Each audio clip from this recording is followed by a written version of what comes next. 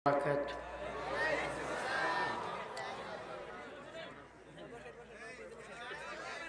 إن الحمد لله نحمده ونستعينه ونستغفره ونؤمن به ونتوكل عليه ونعوذ بالله من شرور أنفسنا ومن سيئات أعمالنا من يهده الله فلا مضل له ومن يضلل فلا هادي له ونشهد أن لا إله إلا الله وحده لا شريك له.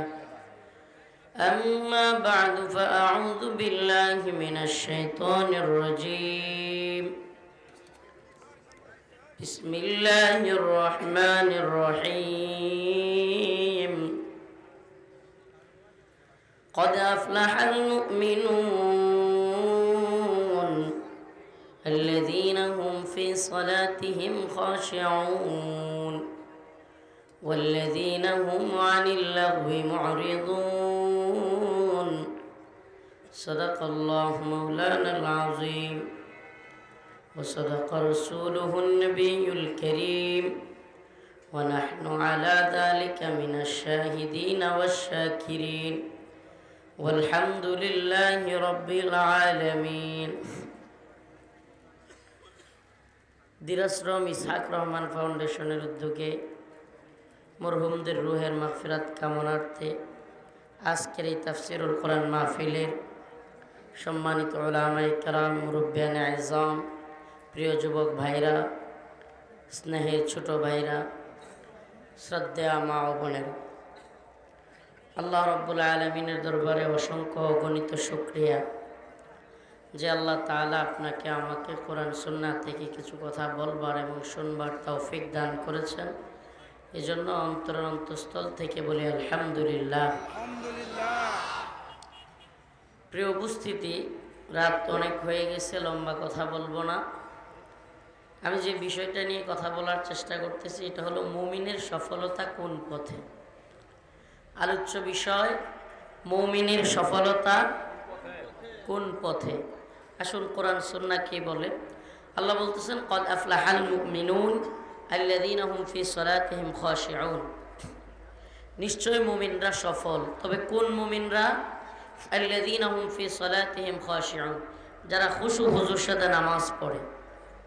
যারা কি করে? খুশু হুজুর সাথে নামাজ পড়ে, তারা সফল। ওয়াল্লাযীনা হুম আনিল লাগবি মুরিদুন, যারা অহেতুক ফালতু কাজ থেকে, শিরিক বিদআত কুফরি কাজ থেকে বিরত থাকে, তারা সফল।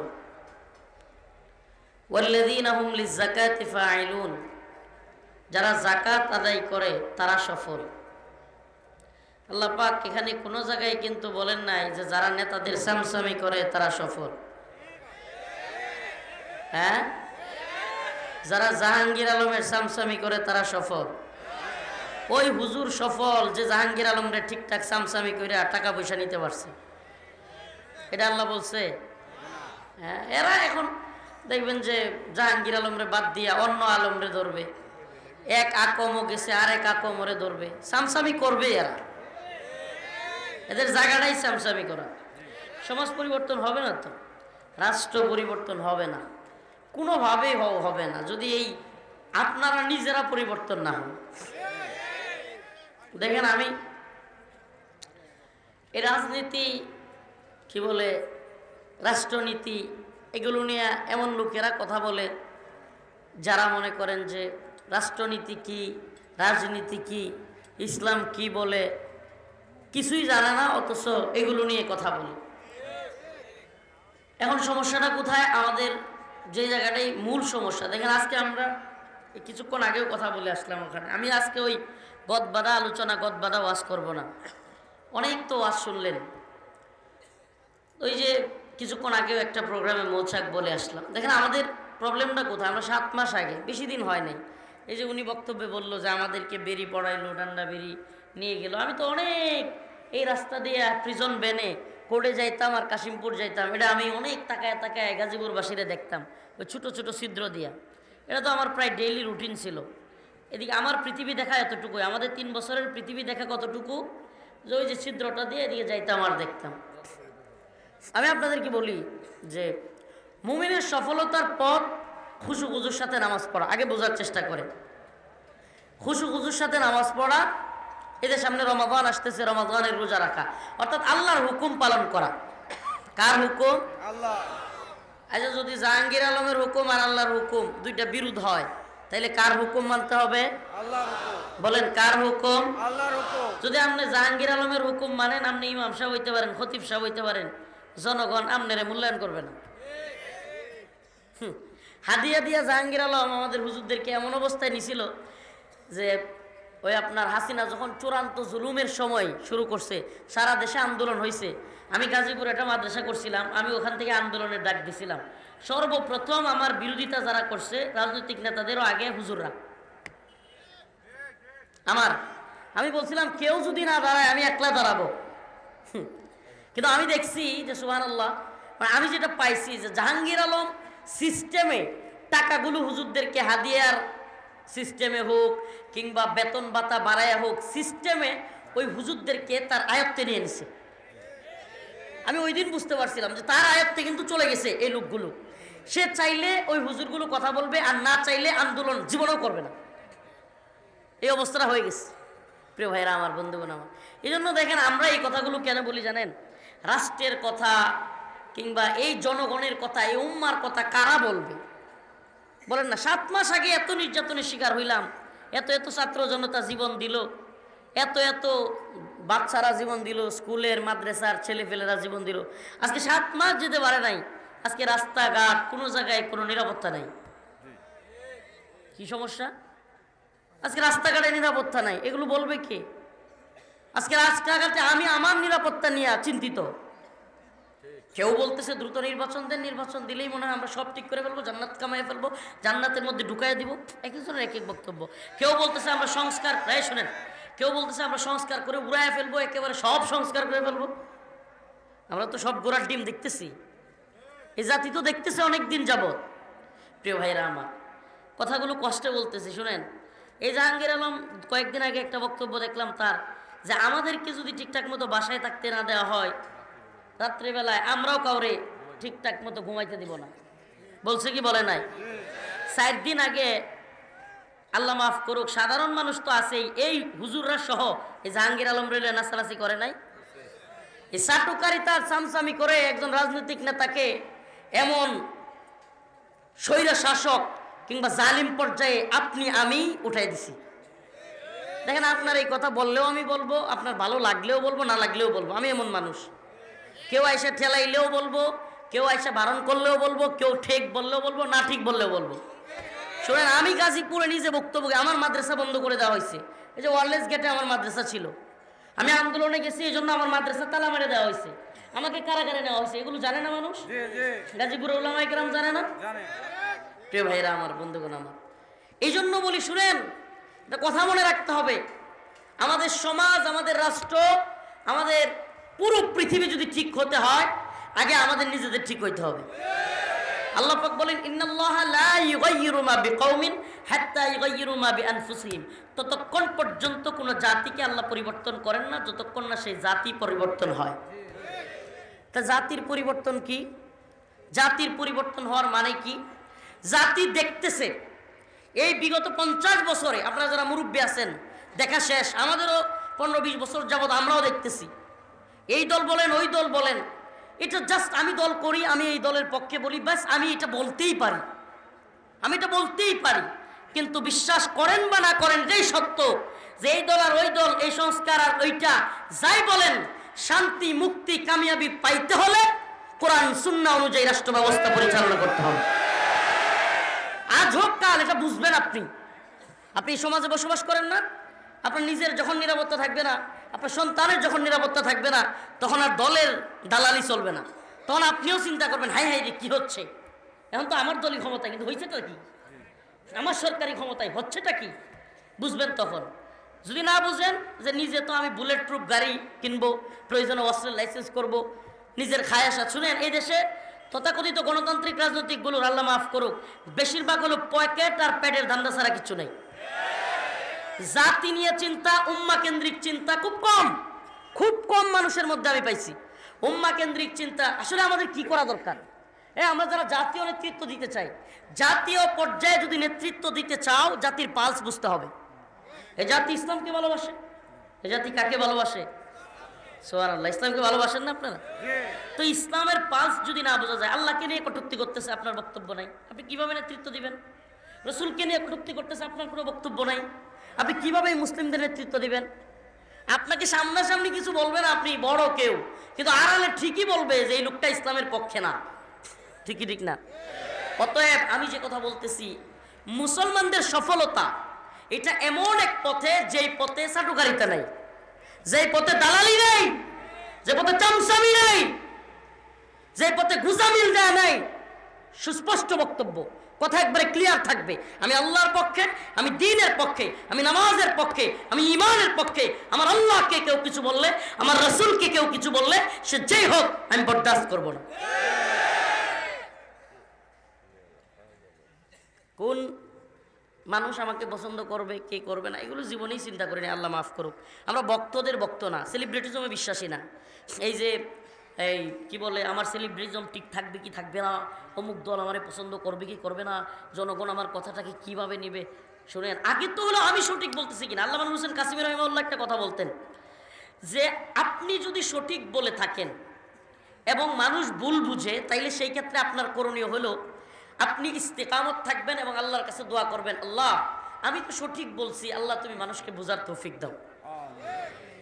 আর যদি আপনার বক্তব্যে মানুষ বিভ্রান্ত হয়, তাহলে সেখান থেকে ফিরে আসবেন, সুস্পষ্টভাবে তওবা করবেন যে আমি ভুল করে ফেলছি, আমার এটা বলা ঠিক হয়নি। ব্যাস, এই খোলামেলা অবস্থানটা থাকা চাই।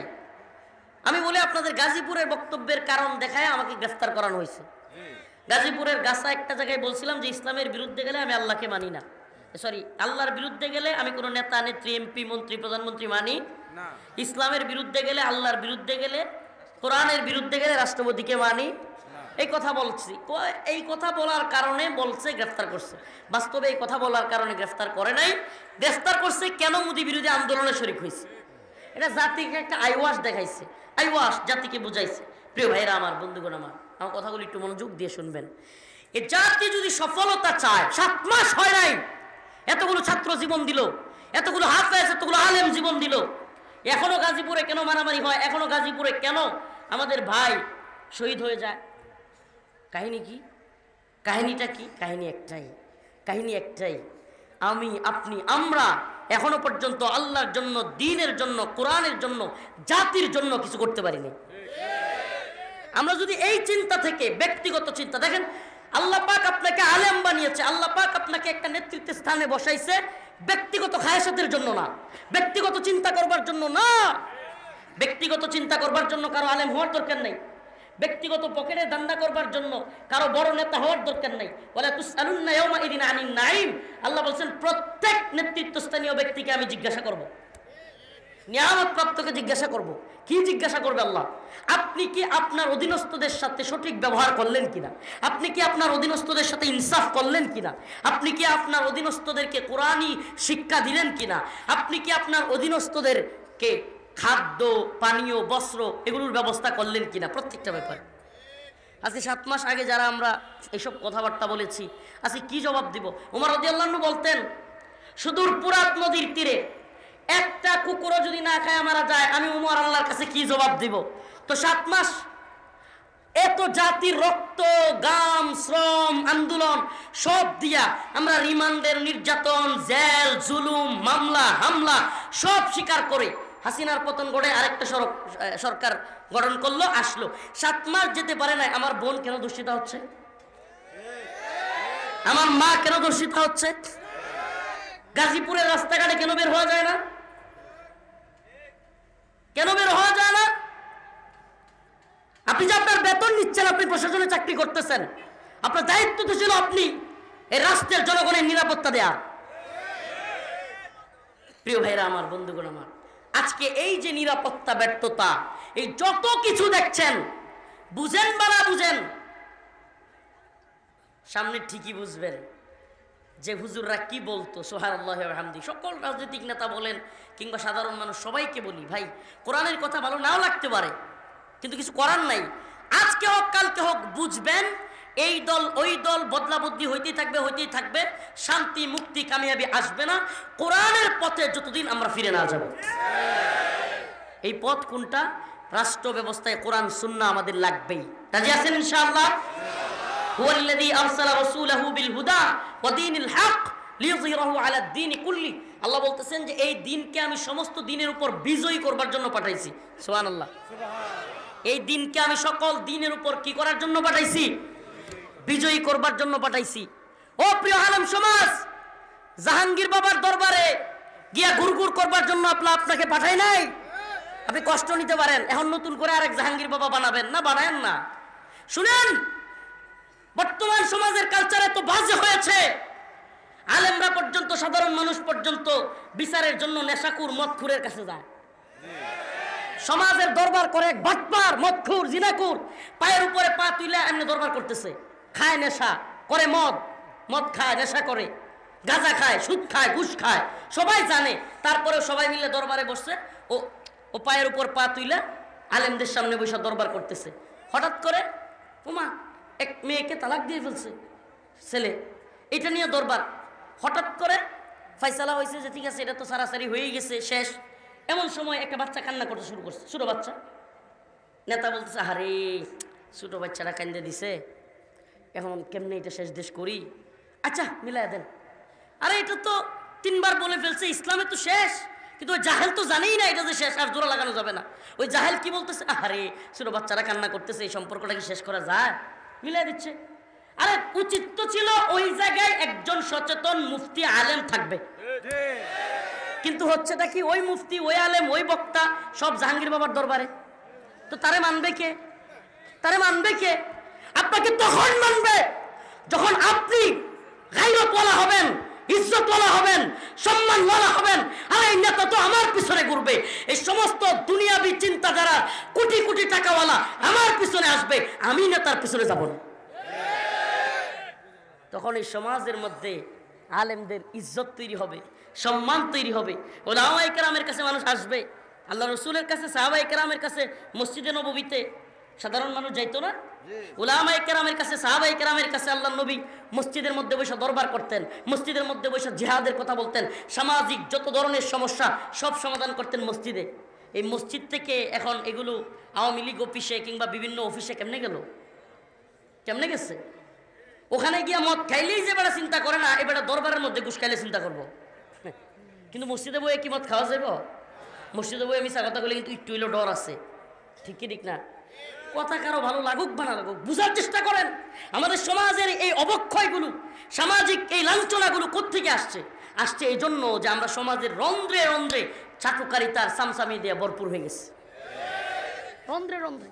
ওই যে এলাকার ওয়ার্ডের মধ্যে এক নেতা হঠাৎ করে আসতেছে, 5-7 জন বৈশা চা খাচ্ছে দোকানের মধ্যে। হঠাৎ করে নেতা আসছে, এই ভাই আসছে, ভাই এই ভাইয়ের বিছানা এই চারটা একটু ইয়া করে দে, এই ভাইকে একটু চা দে, এই ভাই আসছে ভাই। কিন্তু এই ভাই যে সুদখোর, এই ভাই যে মদখোর, এই ভাই যে দুর্নীতিবাজ, মানুষের জমি দখল করে নিয়ে যায়, এটা সবাই জানে। কিন্তু ভাইকে কি করতেছে, এই ভাই আসছে।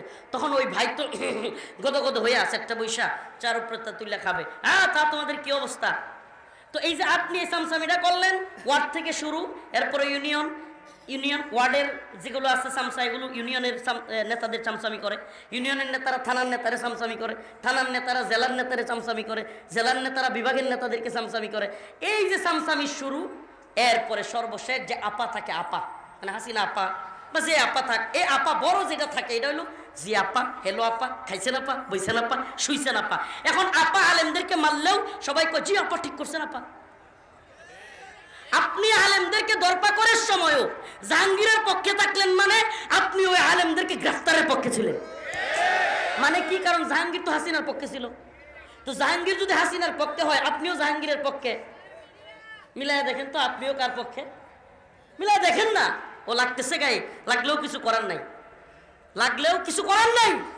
কিন্তু আপনাকে বুঝতে হবে, আপনি যদি পরিবর্তন না হন, এই সমাজের উলামায়ে কেরাম চেষ্টা করলে, এই সমাজের সাংবাদিকরা চেষ্টা করলে, এই সমাজের খতিবরা চেষ্টা করলে পুরা সমাজকে, রাষ্ট্রকে পরিবর্তন করা সম্ভব। এই নেতাদেরকে পরিবর্তন করা সম্ভব। চামচামি করবেন না যে এই নেতা লুটতরাজ, দুর্নীতিবাজ, ভণ্ড, তাকে মুখের উপর বলে দিবেন। আপনি এই ভণ্ডামি করা বন্ধ করবেন, আপনি এই দুর্নীতি বন্ধ করবেন, সমাজে জুলুম বন্ধ করবেন, না হলে আপনার নেতৃত্ব আমরা মানি না।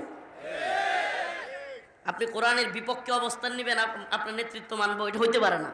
যদি এইভাবে বলতে পারেন, বিশ্বাস করেন সমাজটা সুন্দর হবে। আরে যত বড় নেতা বলুক, ইসলামের বিরুদ্ধে কথা বললে সাথে সাথে বলবেন আপনার নেতৃত্ব আজকে থেকে মানলাম না, যেই দলেরই হোক। বলার সাথে সাথে ওই লোকটার মধ্যে একটা হাইলি, আমি কি করলাম, আমার লোকেরা আমাকে মানে না, ব্যাস এই লোকটা একটা সৎপথে চলে আসার সুযোগ তৈরি করে দিলেন আপনি। আর আপনি যদি চাটুকারিতা করেন, হ্যাঁ ভাই ঠিকই কইছেন, হুজুররা বেশি বুঝে, ব্যাস আপনিও দালাল, আপনার নেতাও সন্ত্রাস। প্রিয় ভাইরা আমার, বন্ধুগণ আমার, قد أفلح المؤمنون الذين هم في صلاتهم خاشعون। সফল মুমিন তারা যারা খুশু খুজুর সাথে নামাজ পড়ে। সফল মুমিন তারা যারা ফাহেসা কাজে জড়ায় না। যারা কি করে না বলেন না, যারা কি করে না, ফাহেসা কাজে জড়ায় না। দেখেন, আমি কিন্তু আবার মাইন্ড করিয়েন না, সবাই তো চামচা না। আলহামদুলিল্লাহ অনেক আলেম তো গাজীপুরে আছে যারা কিনা রক্ত দিয়েছে, যারা কিনা হকের পক্ষে থেকেছে, আছে, এমন নাই যে তা না। কিন্তু আলেম বলেন, গাইরে আলেম বলেন, আমরা যদি চাটুকারিতা চামচামি বন্ধ না করতে পারি, সমাজ সুন্দর হবে না, সফলতা আসবে না। এরা কাজ করিয়েন, আপনাদেরকে বলে যাই, এই যে দেখতেছেন না ডাকাতি, চিন্তায় সব বন্ধ হয়ে যাবে। আমারে আল্লাহ মাফ করুক, যদি আবারও সরকারের রুশানলে পড়ি, আমি পড়লাম, তবু আমি বলে যাই, এটা বিকারুন্নেসা নিউজ কল নাকি কোন মেয়েরা দেখলাম, আজকের জনকন্টেন্ট নিউজে দেখলাম, সুবহানাল্লাহ, এরা বলা শুরু করছে আমরা দর্শনের ক্ষেত্রে, ইফতিজিং এর ক্ষেত্রে ইসলামী আইন চাই। সুবহানাল্লাহ, এই যে আস্তে আস্তে বলা শুরু হয়েছে, এটা আপনাদেরকেও বলি, যদি কোনোটা সাদাবাজি বা চুরির মধ্যে জড়ায়া যায়, ধরতে পারেন কোনো চুরকে, যান, যেহেতু এখন মব চিল্লাইতেছে, দেশেও আইন নাই, প্রশাসনও ব্যবস্থা নেয় না, এগুলো ধরে হাত কেটে দিবেন, পারবেন ইনশাল্লাহ। আর যদি ডাকাত ধরতে পারেন উল্টা দিক থেকে, কোরআন আইন উল্টা দিক থেকে হাত পা কেটে দিবেন। যা আমার নামে মামলা যদি হয়, আপনার নামে, আমার নামে হইল, হুকুমের আসামি হিসাবে হইলে হোক, কিন্তু ডাকাতিরা বন্ধ হোক। আর প্রশাসনকে বলি, যাদের কাছে আমার এই বক্তব্য যাচ্ছে, দেখেন ওমর রাদিয়াল্লাহু আনহু বলতেন, পুরাত নদীর তীরে যদি কুকুর না খেয়ে মারা যায়, আমি আল্লাহর কাছে কি জবাব দিব? আজকে বাংলাদেশে চুরি চিন্তায় ডাকাতি হচ্ছে, আমার মা আমার বোন ধর্ষিতা হচ্ছে। আপনার যদি জবাব দেওয়ার ভয় না থাকে, 5ই আগস্টের আগের পরিণতি বরণ করবার জন্য তৈরি হয়ে যান। আমরাই আমাদের নিরাপত্তা দিব, আমরাই আমাদের নিরাপত্তা দিব ইনশাআল্লাহ। অতএব প্রিয় হাজিরিন, প্রিয় গাজীপুরের মুসলমান, কথাগুলো একটু করা হয়ে যাচ্ছে, কষ্টে বলতেছি। আরে আমাদের আকাবিররা, আমাদের আসলাফরা, মোহাম্মদ বিন কাসিম, সুলতান মাহমুদ গজনবী, উনারা একজন মেয়েকে দর্শিতা করা হচ্ছে, লাঞ্ছিত করা হচ্ছে, সেই জন্য সুদূর ইয়ামেন থেকে, সুদূর বিভিন্ন রাষ্ট্র থেকে ভারতবর্ষ চলে আসতেন। আমাদের শাহজালাল মুজাররাদে আমিনী একটা বাচ্চাকে কষ্ট দেওয়ার কারণে সিলেটে চলে আসলেন, অথচ আমাদের শত শত বাচ্চাকে ওরা মেরে ফেলতেছে, আমাদের শত শত মা বোনকে নির্যাতন করতেছে, এমনকি অহরহ ধর্ষণের ঘটনা ঘটতেছে। তা আমাদের এখনো জাগ্রত হওয়ার সময় মনে হয় নাই, আমাদের এখনো গায়ে লাগে না। সমাজ কিভাবে সুন্দর হবে, রাষ্ট্র কিভাবে সুন্দর হবে, শুনেন, পুরো পৃথিবীটা একটা গ্লোবালাইজড, এখন একটা গ্রামের মতো। আপনি যদি আন্তর্জাতিক চক্রান্ত না বুঝেন, রাষ্ট্রের পরিস্থিতি আপনি কোনোভাবেই বুঝতে পারবেন না। আপনাকে আন্তর্জাতিক চক্রান্ত বুঝতে হবে। আমেরিকার চক্রান্ত কি, বাংলাদেশ নিয়ে আমেরিকার প্ল্যান কি, ভারতের প্ল্যান কি, এটা যদি আপনি বুঝতে না পারেন, আপনি এই ডাকাতি কেন হচ্ছে, চুরি কেন হচ্ছে, এই দল কেন, ওই দল কি বলতেছে, ওই নেতার বক্তব্য হঠাৎ করে এরকম কেন, এগুলো আপনি বুঝতে পারবেন না। আপনাকে জাতীয় আন্তর্জাতিক বিষয় বুঝতে হবে, জাতীয় আন্তর্জাতিক পরিস্থিতি কি, কোন গভর্নমেন্ট বাংলাদেশে আনতে চাচ্ছে তারা, এই বিষয়গুলো যদি আপনি অনুধাবন করতে পারেন এবং কোরআনের পক্ষে, আলেমদের পক্ষে থাকবার চেষ্টা করেন, ইনশাআল্লাহ আমাদের স্বকীয়তা, আমাদের স্বাধীনতা আমরাই অর্জন করতে পারবো। আমাদের কারো দিকে তাকায় থাকতে হবে না, আমরা ভারতের গোলামি করতে হবে না, আমেরিকার গোলামি করতে হবে না। এদেশের অনেক দলকে দেখা আছে, অনেক নেতাকে, অনেক প্রশাসনের বড় কর্মকর্তাকে দেখা আছে, এরা কেউ আমেরিকার গোলাম, কোনোটা ভারতের গোলাম, কোনোটা চীন, কোনোটা রাশিয়ার গোলাম, কোনো না কোনোভাবে এরা গোলামিতে আবদ্ধ। আমরা তো আল্লাহর গোলাম। কথা বলেন, আমরা কার গোলাম? আমরা আল্লাহর গোলামি করি। আমরা ভারত, ইসরায়েল, আমেরিকার গোলামি করি না। যারা আল্লাহর গোলামি করে তারা আল্লাহর জমিনে আল্লাহর ইসলামী শরিয়া শাসন অবশ্যই চাইবে।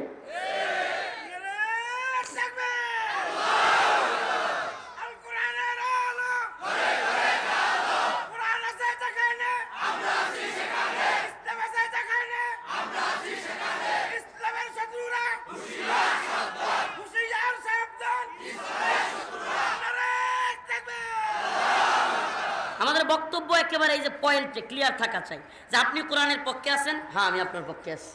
আমি মুসলমান না বলেন না, আমি মুসলমান তো, হ্যাঁ আমরা মুসলমান তো, তো আমি কোরআনের পক্ষে আছেন, আপনার পক্ষে আছি, কিন্তু সাবধান আমার কোরআনের বিরুদ্ধে কথা বলবেন, আমি আপনার সাথে থাকবো না। এইটা যদি আপনি বুঝাইতে পারেন না, এই দেশে কোনো নেতা কোরআনের বিরুদ্ধে বক্তব্য দেওয়া সাহস করবে না। এ দেশে কোনো নেতা আপনি যদি বলেন যে ভাই আপনি রসুলের বিরুদ্ধে বক্তব্য দিলে এই বিষয়ে আমি আপনার সাথে থাকবো না, ব্যাস কেউ রসুলের বিরুদ্ধে বক্তব্য দেওয়ার দুঃসাহস করবে না। রসুলের বিরুদ্ধে যেই বক্তব্য দিবে, আল্লাহর বিরুদ্ধে যেই বক্তব্য দিবে, কোরআনের বিরুদ্ধে যেই বক্তব্য দিবে, আমি তার বিরুদ্ধে দাঁড়িয়ে যাব। গদবাদা বাস্তব অনেক শুনলেন, আজকে একটু ব্যতিক্রম কথা কিছু বললাম। গদবাদা আলোচনা সুর দিয়া জজবা কিংবা এর জন্য অনেক তো বলা হয়েছে, কিন্তু আজকে একটু ব্যতিক্রম কথা বললাম। এ সামনে রমাদান আসতেছে, শেষ আখেরি কথা বলে যাই, রমাদান আসতেছে, রোজাগুলো রাখবেন তো ইনশাআল্লাহ? বলেন রোজাগুলো রাখবেন তো ইনশাআল্লাহ? শোনেন প্রিয় গাজীপুরবাসী, একটা কথা বলি। এই গাজীপুরের একটা তকমা আছে যে এই গাজীপুরে আওয়ামীপন্থী লোক বেশি, কিন্তু আপনাদেরকে একটা কথা বলি, বলেন এই আলেমদেরকে নির্যাতন করা আওয়ামী লীগ ঠিক করছে? রিমান্ডে নেওয়া ঠিক করছে? অনেক আলেমদেরকে মেরে ফেলা ঠিক করছে? হ্যাঁ, ছাত্রদের উপর এইভাবে গুলি করা ঠিক করছে? নাকি ওই সামসা আওয়ামী লীগের মতো আপনিও বলবেন যে কিছুই করে নাই? হেলিকপ্টার থেকে গুলি করা ঠিক করছে? আপনি জানেন বন্দীদের, আমাদের বন্দীদের অনেকের বউকে এই র্যাব কর্মকর্তারা বা বিভিন্ন কর্মকর্তারা ধর্ষণ পর্যন্ত করছে। আওয়ামী লীগের আমলে হয়েছে নাকি? এগুলো সব মিথ্যা। আমি নিজে ভুক্তভোগী, আমাকে নির্যাতন করা হয়েছে, নিপীড়ন করা হয়েছে, এগুলো আপনারা দেখছেন, সব মিথ্যা। প্রিয় ভাইরা আমার, এই জন্য বলি যে ভাই আপনি বুঝার চেষ্টা করেন, এই বুঝার চেষ্টা করেন, এই দলগুলো ছেড়ে দেন, তওবা করেন, আল্লাহর রাস্তায় তওবা করেন, আল্লাহর রাস্তায় তওবা করেন। যে দলটা এইভাবে আলেমদের উপর নির্যাতন করতে পারে, আরে যেই নেত্রী, একটা কথা বলে যাই, যেই নেত্রী, এমানুয়েল ম্যাক্রোর নাম শুনছেন? ফ্রান্সের প্রেসিডেন্ট, নাম কি? আপনি জানেন যে 2020 সালের দিকে ফ্রান্সে প্রকাশ্যে বড় বড় বাড়ির মধ্যে প্রজেক্টর লাগাইয়া আল্লাহ নবীর পেট, নাউজুবিল্লাহ, পেটকে বিকৃত করে এমানুয়েল ম্যাক্রো বড় বড় প্রজেক্টর দিয়া ফ্রান্সে দেখাইছে। আপনি জানেন এটা নিয়ে তো আন্দোলন হয়েছিল, সব ভুলে গেছেন। ফ্রান্সের দূতাবাস ঘেরাও করারও কর্মসূচি